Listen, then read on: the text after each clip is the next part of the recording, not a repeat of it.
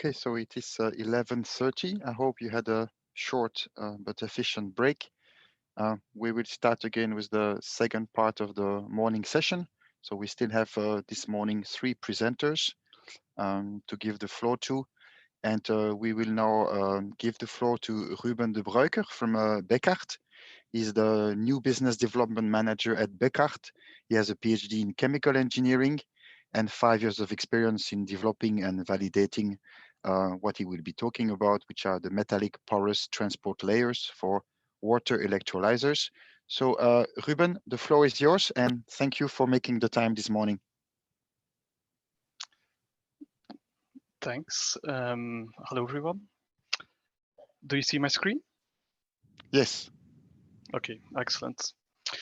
So I will be talking on challenges for porous transport layers in water electrolysis. But before deep diving into the topic, let me first introduce Bekaert. So Bekaert has been founded in Belgium in 1880. We have a historic focus on transforming steel wires and applying coatings. We currently employ over 27,000 people worldwide. We have customers in over 120 countries, and we are a global automotive supplier. Bekaert is stock listed at Euronext Brussels.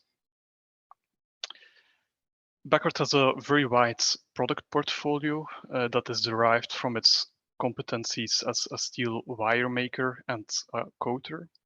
And here you see a glimpse of it on the slide. And here the product portfolio is divided based on the diameter of the wires produced. So on one extreme, Bekaert produces these very thick steel wire ropes, which are, for example, used in hoisting cranes. However, I will be talking on the other extreme of Bekaert's product portfolio, which are the very fine metal fibers.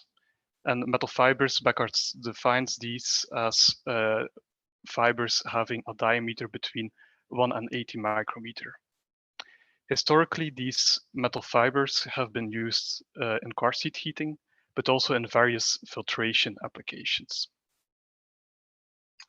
And it's important to know that Bekaert does not solely make and sell these fibers, but we also make a variety of derived products. And here you see an example. Bekaert transforms these metal fibers into nonwovens. And through a subsequent heat treatment, Bekaert can produce these paper-like porous metal structures, which we call sintered metal fibers. As mentioned earlier, historically these have been used as filter often in niche applications, but now we see a very high interest in using these as porous transport layer in water electrolyzers. And I'll deep dive on that topic through the next slides. So what you see here on this slide is a bit highlighting where porous transport layers are used in water electrolysis. So the figures that you see here on the top were taken from the IRENA study in 2020 on green hydrogen cost reduction. So in a water electrolysis system, you have your stack, which is powered by preferably renewable electricity. And in the stack, water is being split into hydrogen and oxygen. If you then look at the stack itself, you see that this consists of several repeating units, which we call cells. And then on the cell level, you see that this consists of different products, being bipolar plates, porous transport layers, anode electrode catalysts, membranes or separators, and cathode electrode catalysts.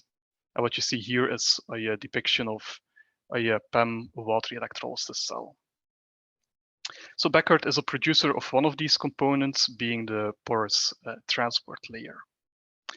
And these porous transport layers actually need to fulfill quite some requirements. They need to enable sufficient water flow in order that the water can flow through the porous transport layer, reacts at the electrocatalysts, and then where then gases are formed. And then also these gases need to be evacuated again through the porous transport layer. So clearly, permeability is a clear requirement that has to be fulfilled. Secondly, it has to be electrically conductive. That speaks for itself. Thirdly, you see here that the porous transport layer is in contact with both the bipolar plate and the electrocatalysts. And we recognize that this interface, this connection between Bekaert's porous transport layer and both components is of critical importance to optimize the performance of the water electrolysis cell. And last but not least, the porous transport layer has to be durable and highly corrosion resistant throughout the duration of the water electrolyzer. So what is Bekaert's solution? Well, we have currently a strong position in PEM water electrolysis, where we provide sintered titanium fibers as porous transport layer, and then specifically on the anode side at the PEM water electrolyzer. Optionally, we add a platinum coating for enhanced durability and enhanced corrosion resistance. So basically, we offer these kinds of sheet-like products, and then here on the right side, you see the titanium fibers covered with a platinum coating. Bekaert has been active in this field for over 20 years. So we believe that we have a very mature and well-performing product. We have an existing production footprint in place, and we are now scaling this to meet the accelerated demand that we see from the markets. And last but not least, Bekaert is able to tune and optimize these porous transport layers, for example, in terms of thickness, dimensions, and so on, specifically for each cell design of these PEM water electrolyzer developers. But of course, the story does not end there. It's not just about upscaling, but it's also about product development. And we do see still quite some R&I challenges for next generation porous transport layers. And I will focus here on what we see as challenges within the PEM water electrolysis field. And actually the challenges for the porous transport layer are aligned with the challenges for the complete PEM water electrolysis system, being that we will need to optimize the porous transport layer to meet the requirement to reduce PGM levels, the reduction of capex, and also the required increase in efficiency. So here on the slide, I highlight 3 tracks for product development at Bekaert. So the first track is PTLs for thin membranes and low iridium loadings. Thin membranes are being considered within PEM water electrolysis to increase efficiency.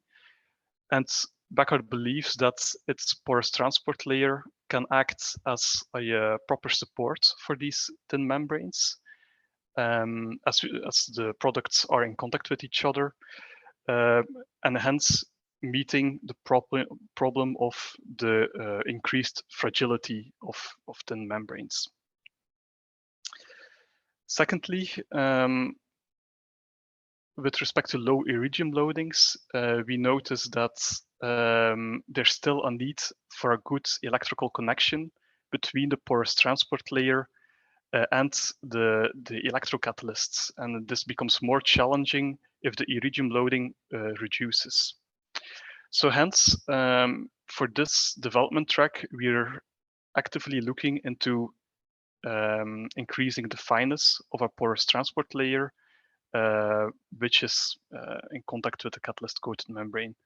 Just as an illustration, on this figure, you see what happens if we are able to reduce fiber diameter in our sintered metal fibers and the effect that it has on the fineness on the surface structures. So that is one track. The second track is protective durable coatings in PEM water electrolysis. I highlighted that platinum coatings are used. This is done for minimizing contact resistance and also minimizing performance degradation over life. But of course, platinum coatings come at a cost. So hence, there we're looking at which protective coatings are fit for use and can still provide the requirements of contact resistance and the performance degradation. And last but not least, Bekaert is also looking at PTLs for AEM water electrolysis. So AEM water electrolysis comes at quite some benefits over PEM water electrolysis, and the most important one being that it can utilize non-PGM catalysts. We see a very wide development effort there, and as a porous transport layer supplier, Bekaert has the ambition to also develop a product offering for that specific water electrolysis type. And here we are developing sintered nickel and stainless steel fiber products, which have a similar functionality as our sintered titanium fibers for PEM water electrolysis. However, we see a challenge that people seem to be this water electrolysis technology seems to require that the catalyst is now deposited on the porous transport layer rather on the membrane. And this, of course, comes at some development needs at Bekaert's side to come up with the best possible coatable porous transport layer. And here you see, for example, a picture of Bekaert's sintered nickel fiber, which is coated with electrocatalyst by one of our partners. So that already brings me to the end of this presentation. So summary for this is, so Bekaert has a mature product of porous transport layers in PEM water electrolysis, but we see still quite a lot of opportunities to further improve our product offering. We are actively collaborating with our customers, institutes, academia, but also with peer suppliers to come up with the best possible products. And we're of course open for other collaborations that can help us in this. Thank you so much. Thank you. Ruben, for the presentation. I'm not a specialist of PTL, so I've learned a lot, and I will go over the slides again to make sure I get all of the substance. I don't see a question in the Q&A, but I had one question. I hope it's actually making sense. But you mentioned that there is a trend towards less iridium on the PEM electrolysis, for sure. But there's also a drive to reduce the platinum content. To which extent does it also impact the development of the PTLs at Bekaert?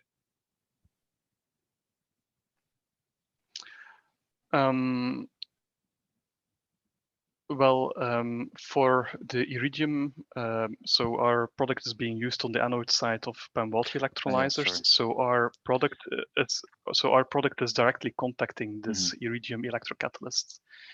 So definitely we see that there are synergies. You can optimize the connection between the electrocatalyst and the porous transport layer. And of course, this will become more and more of a development topic as iridium loadings are reduced. Yeah, sorry. Indeed, I had wrongly assumed that it was also on the platinum side. Okay, so thank you, Ruben. The slides will be made available for those of you who, of course, wants to go slowly through the slides.